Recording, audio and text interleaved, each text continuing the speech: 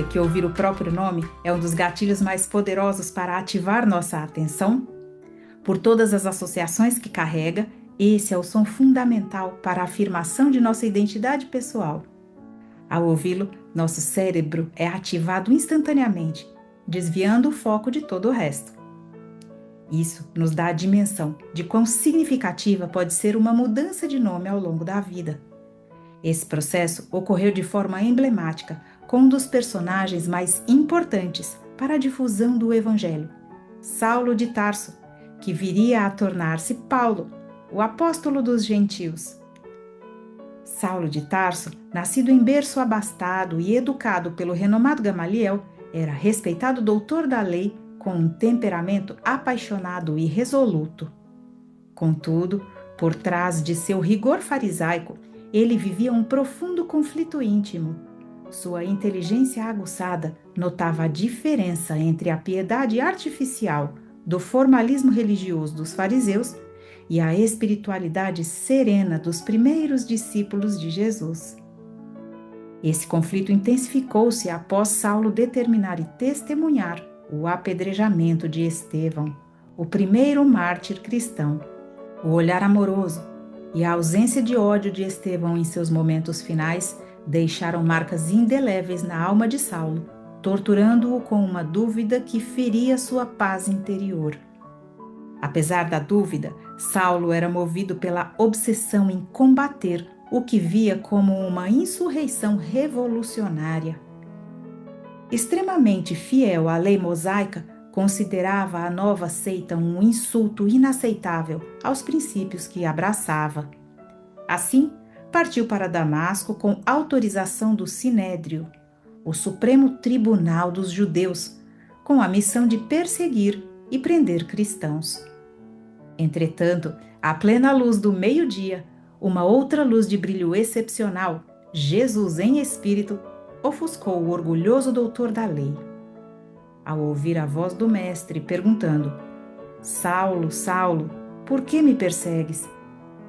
Ele caiu por terra, sentindo a derrocada de todos os seus princípios. Seu mundo íntimo acabava de desmoronar.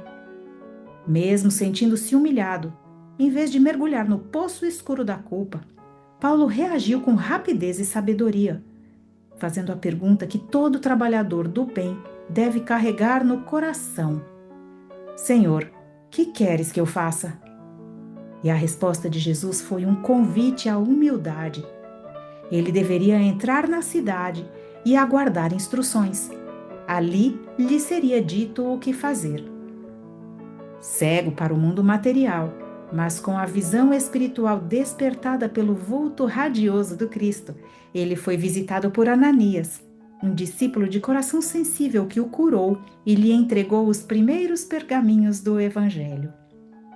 Curiosamente, Ananias era um dos que sofreriam o peso da perseguição de Saulo, mas, a convite do próprio Cristo, que lhe apareceu em visão, recebeu e amparou corajosamente aquele que teria sido o seu impiedoso algoz.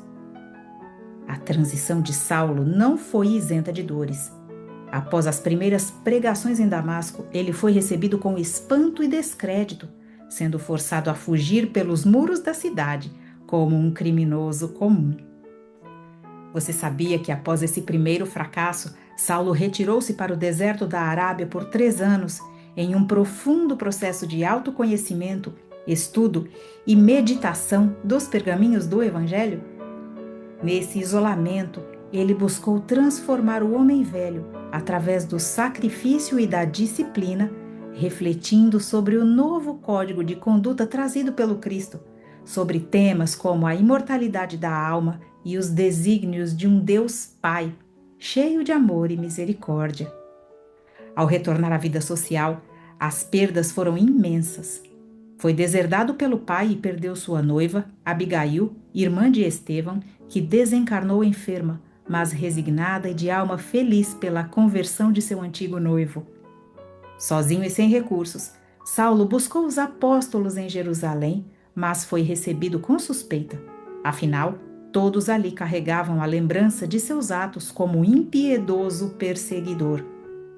Foi Barnabé, um homem de espírito conciliador, quem acreditou em sua conversão e o apresentou a Pedro, permitindo que ele convivesse intimamente com aqueles que caminharam com o Cristo. Seguindo orientações do plano espiritual para evitar conflitos desnecessários, Saulo retornou a Tarso, onde viveu como um humilde tecelão. Ele efetuava trabalhos manuais para não ser um peso para ninguém. O antes orgulhoso e poderoso doutor da lei, de família rica e tradicional, agora carregava um tear e vivia como ermitão, sendo visto por muitos como louco pacífico.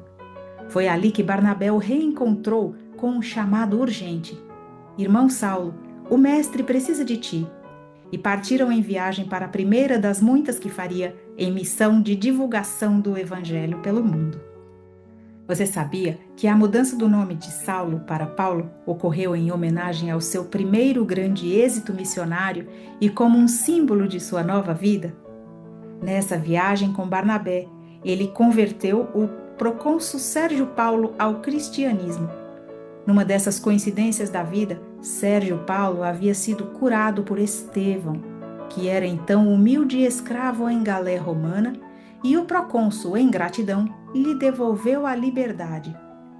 Saulo passa então a assinar Paulo, a romana, e também para selar o seu compromisso de nunca esquecer o passado, dedicando-se inteiramente ao futuro com Jesus.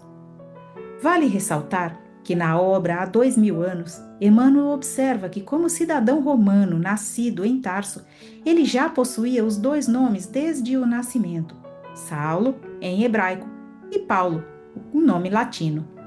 Mas o que queremos ressaltar, na verdade, é a grande transformação ocorrida nesse espírito notável. A trajetória de Paulo de Tarso é um hino ao trabalho e à renúncia heróica. Ele nos ensina que a verdadeira redenção nasce do aperfeiçoamento de si mesmo através de trabalhos ásperos e sacrifícios abençoados.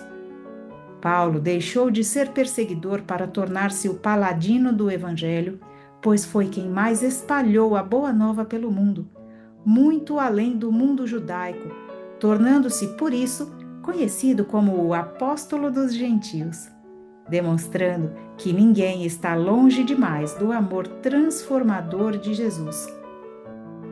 Uma frase resume a essência de sua impressionante história de vida, em uma de suas cartas, quando ele declara: "Já não sou eu quem vive, é o Cristo que vive em mim."